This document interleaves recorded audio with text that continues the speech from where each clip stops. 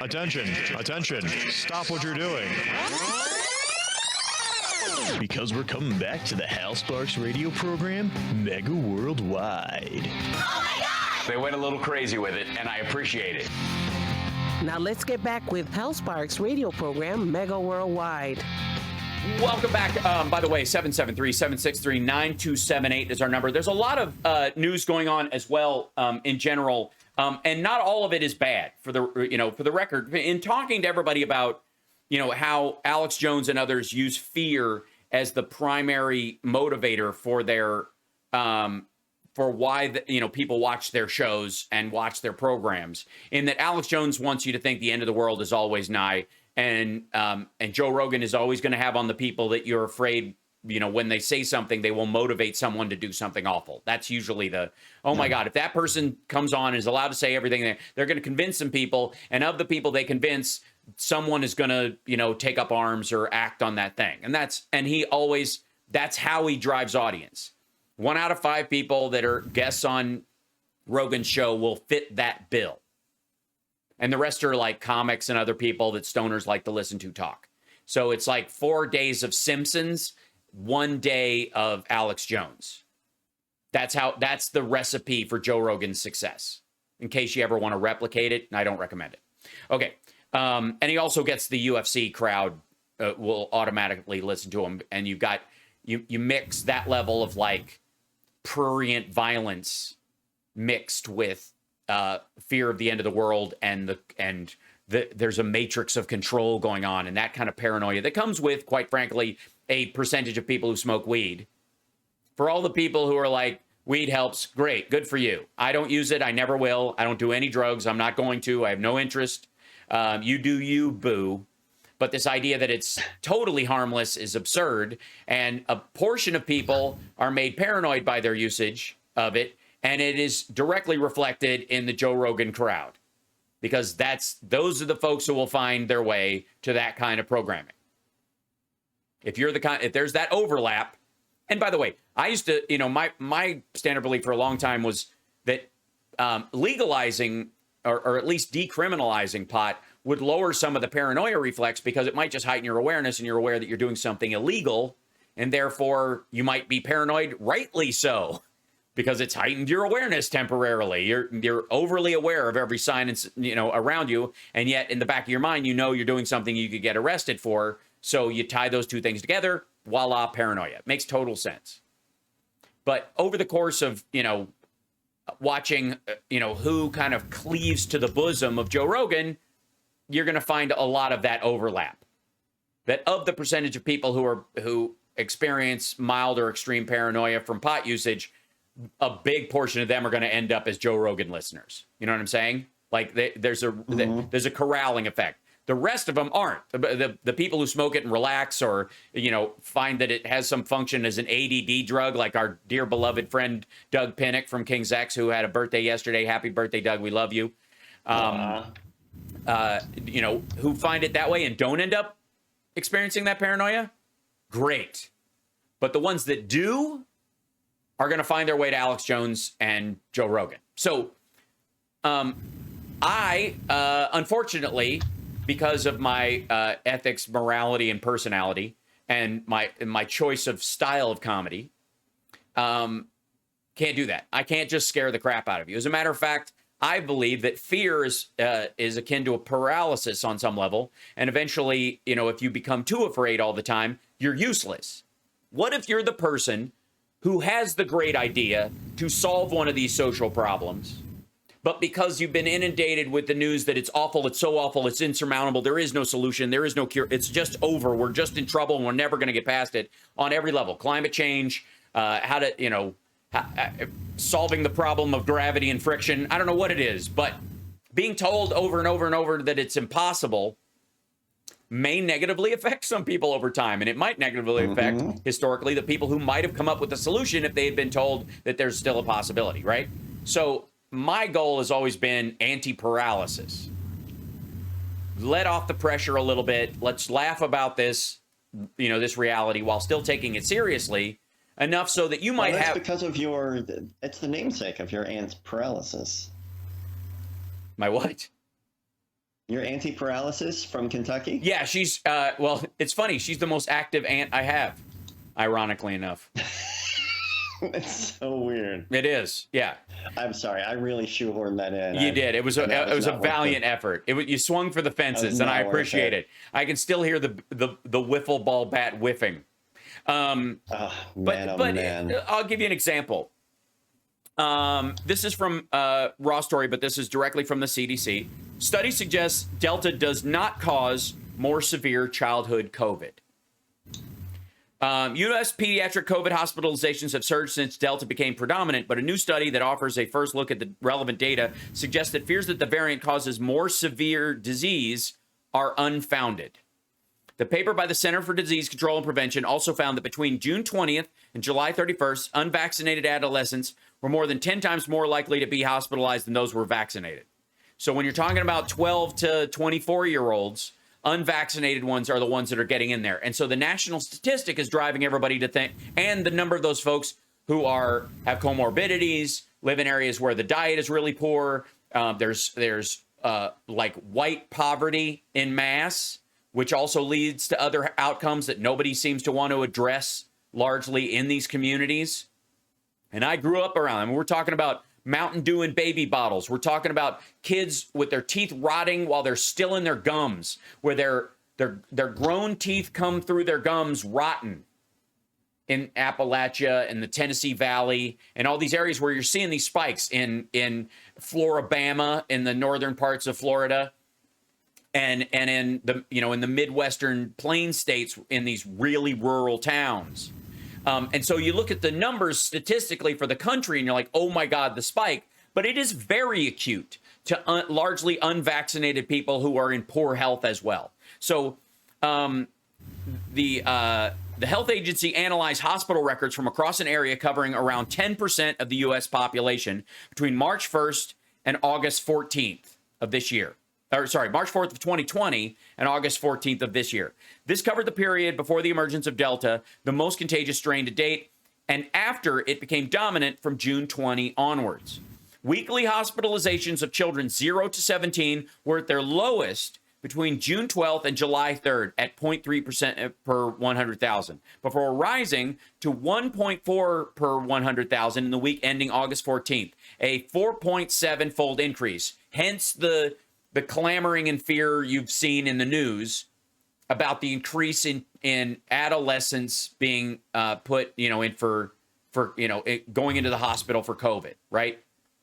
All directly related to red state, unvaccinated, anti-mask people, and especially, catch the disease parties that they throw. The idea that if your kids are going to be safe, so just get it, have it, and their natural antibodies will fight back against it. So they're having like chickenpox parties, basically, but with COVID. So, which is not a good idea, for the record.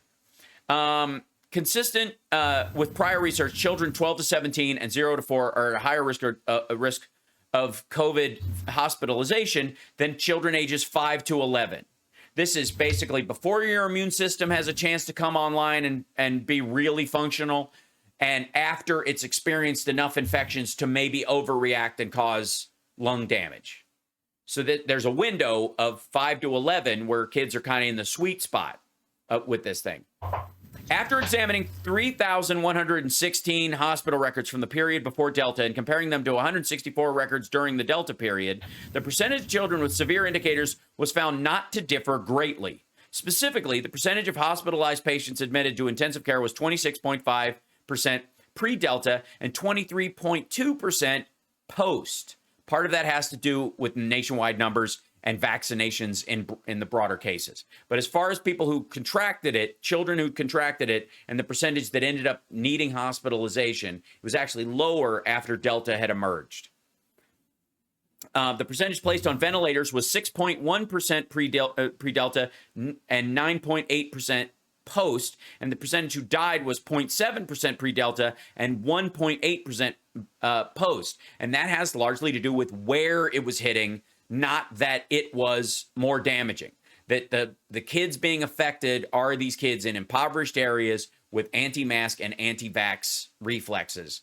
and the numbers don't belie that this disease is hitting children harder, but that more children are being hit by it because of the attitude in the states it is now attacking, and that the people who are around those kids are taking less precautions, and that's raising the number.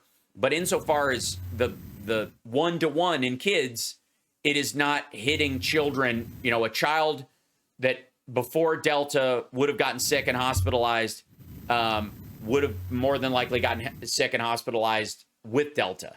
It's almost 1-to-1. So the finding comes with an important caveat that because the number of hospitalizations in the post-Delta period is small, thanks to vaccines, by the way, more data will need to accrue for scientists to gain greater confidence about the conclusion. The study also underscored vaccine effectiveness against pediatric COVID hospitalization during Delta. Between June 20th and July 31st, among 68 adolescents hospitalized with COVID-19, whose vaccine status was known, 59 of the 68 were unvaccinated. 5 were partially vaccinated, meaning they'd had their first dose or their second dose, and the 2-week period after the second dose hadn't happened yet. And 4 were fully vaccinated. This meant that the unvaccinated were 10 times more likely to be hospitalized compared to vaccinated. 10 times more likely. And still the number is low, by the way. The problem is people just don't know if their kid has a comorbidity. You don't know if it's, you know, if a peanut allergy or those kind of things would affect it, whether obesity is enough to get somebody in trouble with this, or they may have asthma or some secondary disease that they're dealing with. Did I mention to you that a friend of mine is literally in medical journals because of her reaction to COVID? No. She had a really bad Hold.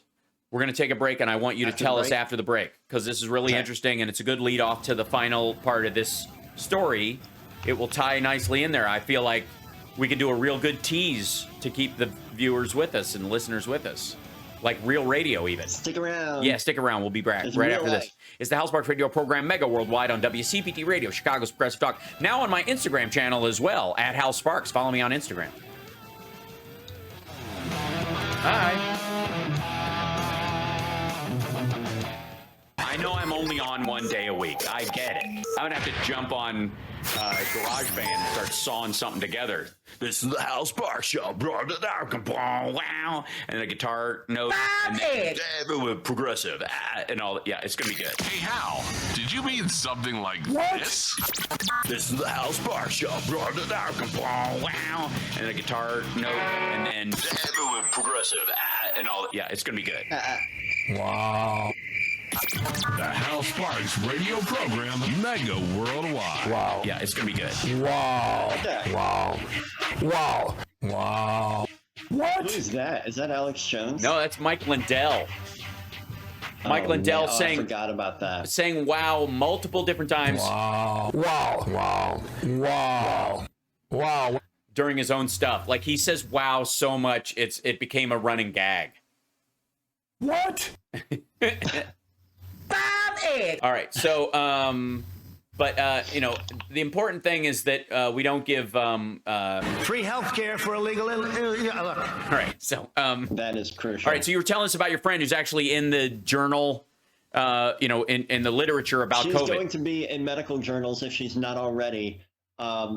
She got COVID before she was able to be vaccinated. Mm-hmm. And as she got better...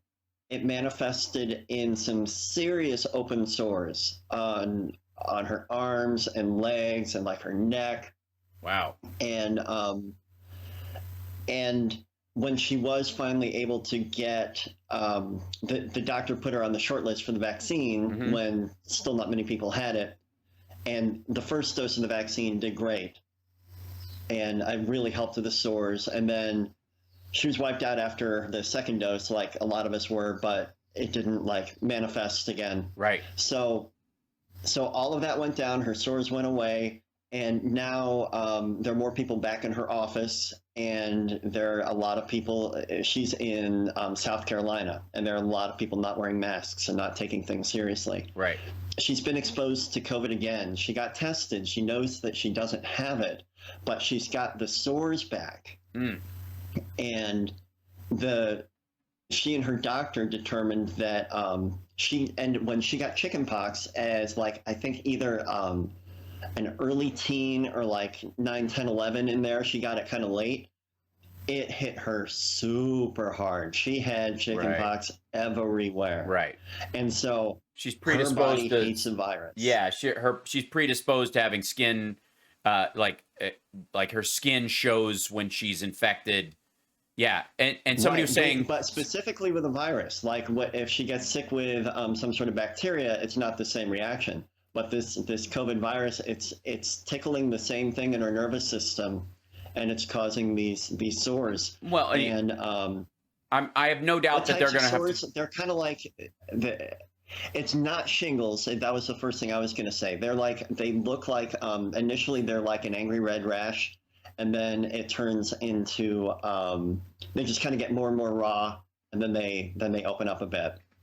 Well, having had shingles at one point, same here. Yeah, it's no fun. And the example I try to give everybody when it comes to COVID and why a vaccine, might be necessary or a variation of it in the future too, is that shingles is a direct result of chickenpox when you have it, Right. And it's way worse. It's horrible. And imagine, this is the way I try to explain it to people, is imagine that COVID is the chickenpox, and when you're older, there's a shingles version of it that shows up in your lungs, which would be horrifying, right? And basically, that's what's happening in your lungs with COVID anyways. It's sort of like shingles. It's this overreaction to your immune system. It's freaking out. It's puffing up the vessels themselves. There's like what they call ground glass looking lungs. You can't process oxygen. People are breathing as deep as they can, but their lungs are only producing a certain amount. And it's the top of their lungs, which is where your quick, dirty exchange of oxygen happens. If anybody knows about you run marathons and the like, there's a element of your lower lungs are way better and more full of the cells that help the oxygen exchange, whereas the top is quick and dirty. There's more other elements that get into your bloodstream if you're just breathing in the top of your lungs. But in a panic, you breathe shallow in the top of your lungs, like Alex Jones does all the time. So therefore, you get in a panic mood. That's why meditation, where you breathe into your belly, they always say like I forget what the saying was, like a master breathes into his belly, a sage breathes into his heels. The idea is that the deeper you pull your breath into your body, the more true oxygen you get, because your lower lungs are much better at pulling that out, right? There's the stages of the lungs. And the top is for emergencies, and the bottom's for comfort and depth and whatever. That's why babies breathe, their bellies go in and out. You can see their bellies moving really big, but a lot of people get all tense in their upper chest.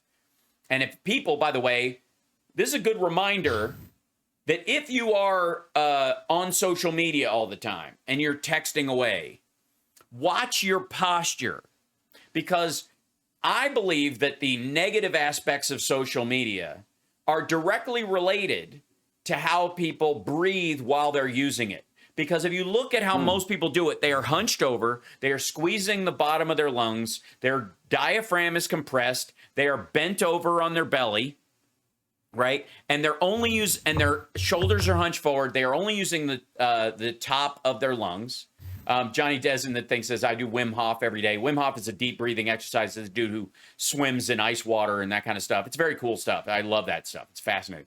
But think about how people, if you find yourself in a panic on social media, do me a favor. Just remember this, that Hal Sparks told you. Sit up straight. Breathe into your belly.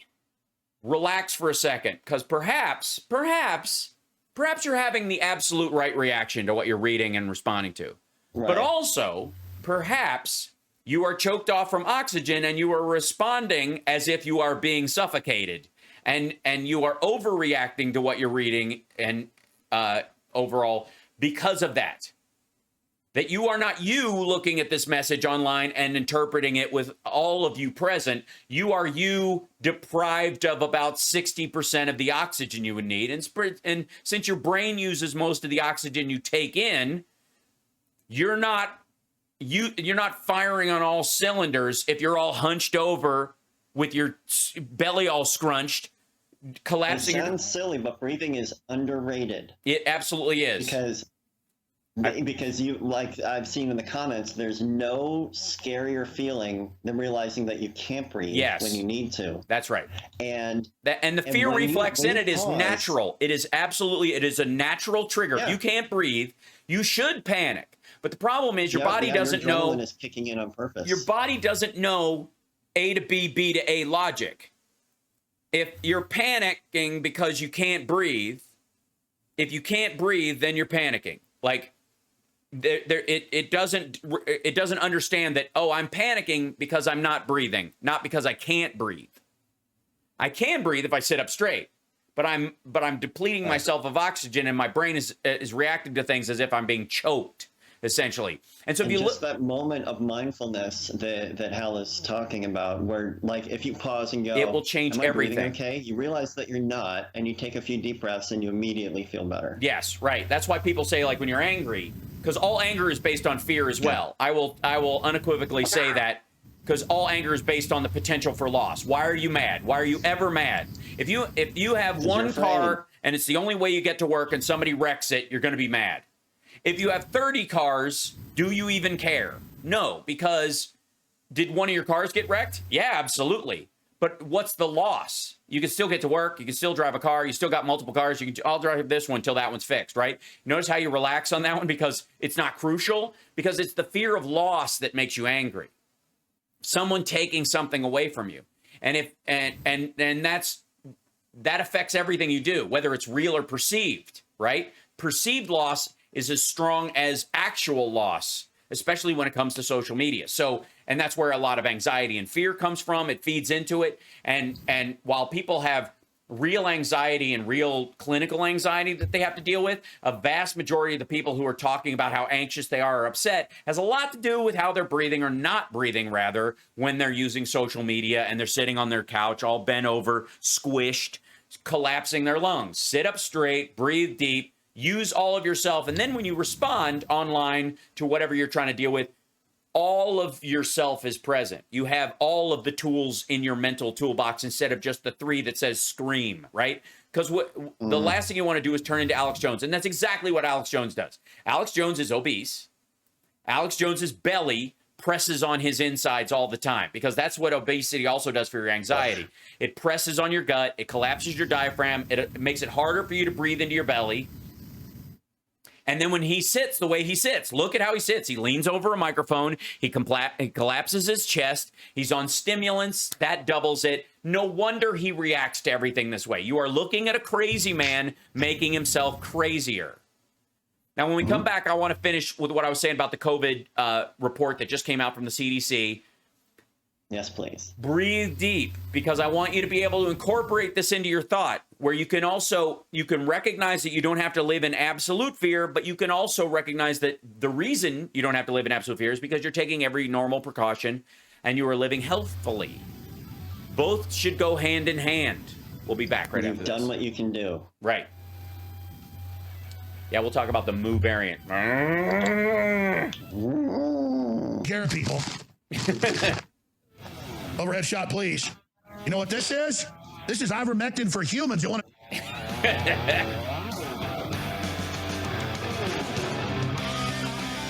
You're listening to Hal Sparks' radio program, Mega Worldwide. I thought there was going to be like a new one every break. I was so excited. You want more, Hal? We'll give you more. Stop it! Program Mega Worldwide on Chicago's Progressive Talk, WCPT 820. Booyah! Wow. Eat 2 eggs a day. So some people were asking about the Mu variant, but we will get to that in just one second. In terms of connecting the dots on the last, on the story I was reading from the CDC about COVID-19, specifically the Delta variant, and it's whether or not it was more dangerous for kids than the Alpha variant or the wild type or any of those things. COVID-related pediatric emergency department visits and hospitalizations were 3.4 times higher and 3.7 times higher, respectively, in states that fell in the bottom quartile of overall vaccinated per capita compared to states in the highest quartile. So you're 10 times more likely to end up in the hospital as an adolescent with COVID if you're unvaccinated, and you are 3 to 7 times more likely, 3.4 to 3.7 times more likely to go to the hospital in a state with lower vaccination rates. So, that's higher level trig than I'm used to doing off the top of my head.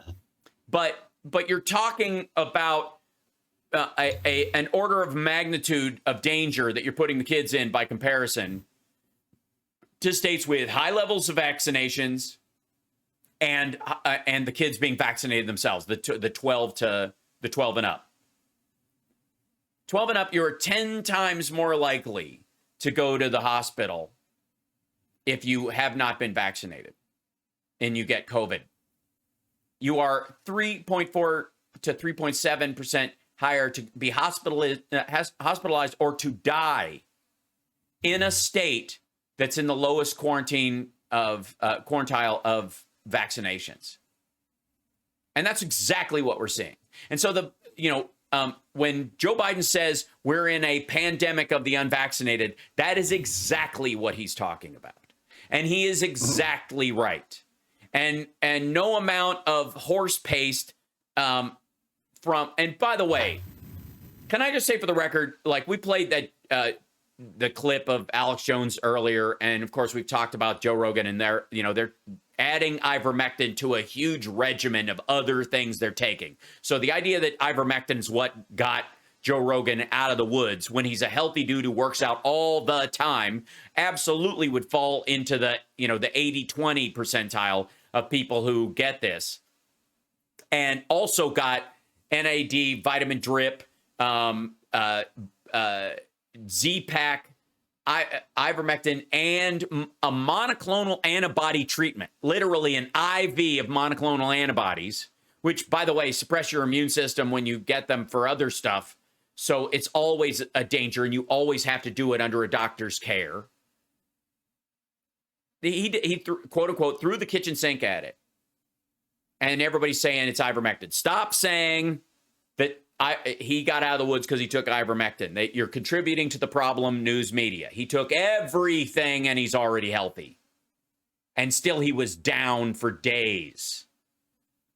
On the other hand, we have no idea, besides steroids, which I'm sure Alex Jones wishes he could take all the time and give you this inflated sense of self, and ivermectin that Alex Jones is taking, amongst all the other garbage he throws down his gullet in the name of, self-controlled pseudoscientific health measures.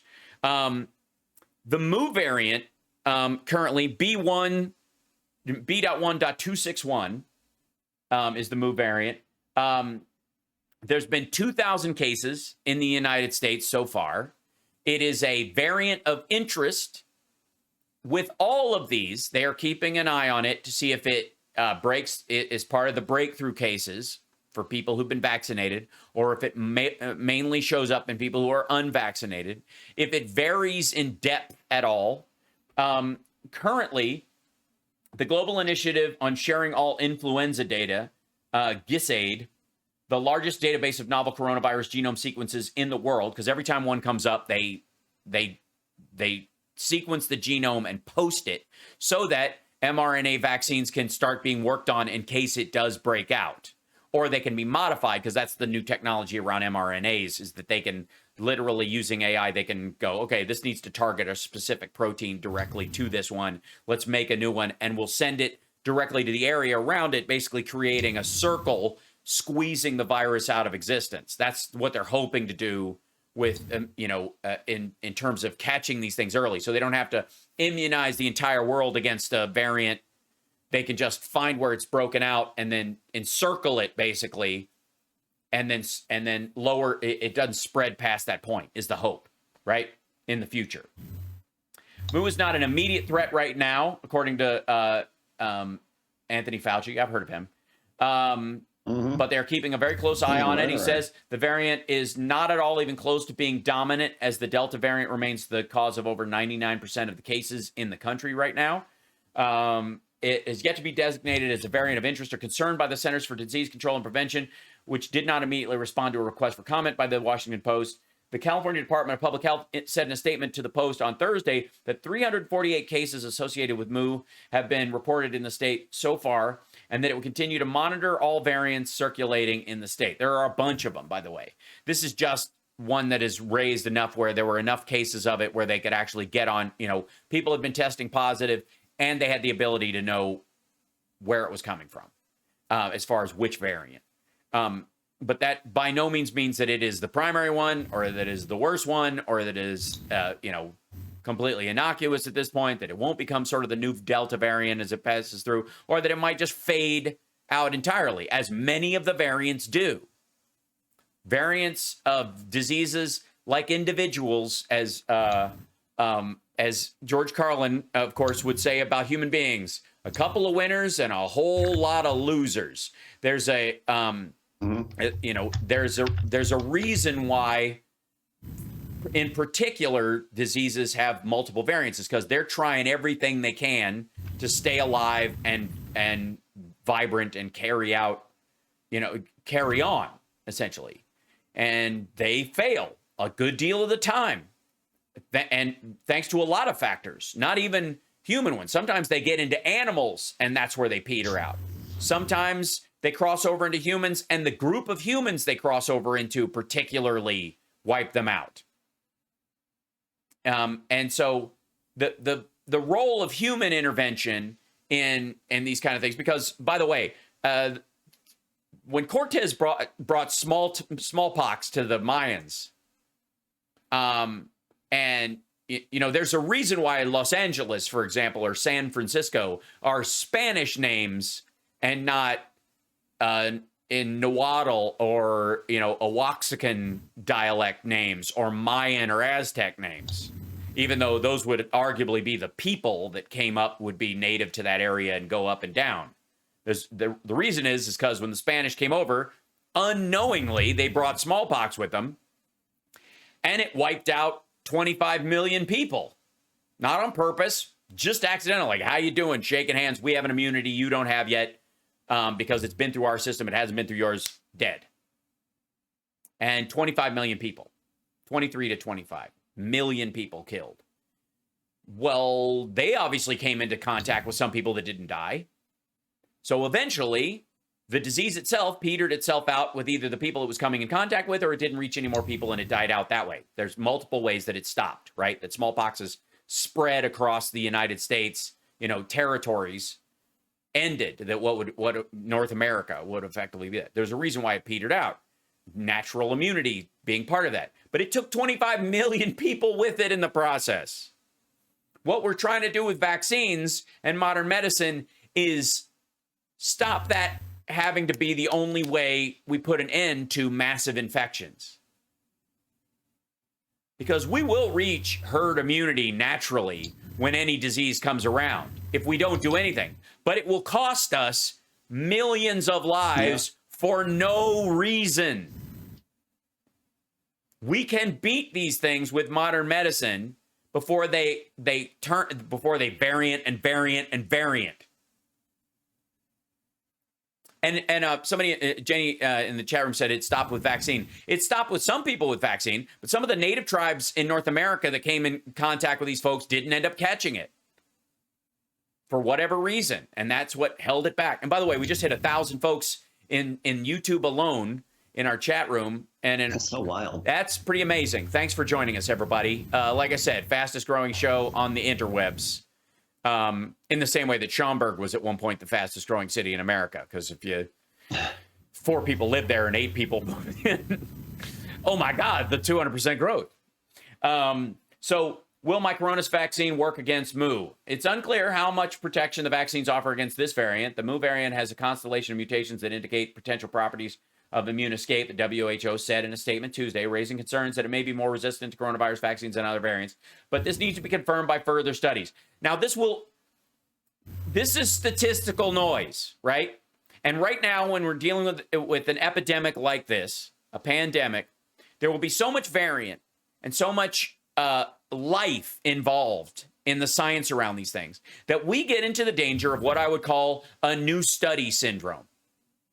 I did, for many of you who watch my stand-up, I have a big chunk that I was working on before we entered this, that I was building as a set, essentially, and it's still there, and I'm still working on pieces of it as a stand-up that I would like to do as a whole hour, called a new study. And every time you turn around, there's a new study that changes everything. A new study says that chocolate could make you live to be 112. And then the next week, a new study says chocolate will murder you in your sleep. You know what I'm talking about? Like every time you turn around, there's a new study says that pit viper venom might actually be the cure to COVID. A new study finds that more people than ever are sticking their genitals into pit viper pits trying to avoid getting vaccinated. Like these new studies come out all the time. There's a reason why we have peer-reviewed journals. There's a reason why you want to wait until multiple studies come out before you start reacting to stuff. Yeah. There's as much of a problem in the reporting of scientific studies about single studies as there is about anecdotal. Well, I had a buddy who ate 4 deer ticks and he's never had the flu a day in his life, right? There's, the anecdotal. And the guy who's eating a Big Mac a day every day. Right. His life. Yeah, exactly. And it turns out that it just turns his blood to basically acid. And while it's destroying his liver and giving him pancreatitis over time, it not only can his liver not survive in his own body, but neither can the flu. So, like, I've never caught the flu. My body's going to fail when I turn 57. I'm going to, collapse, right?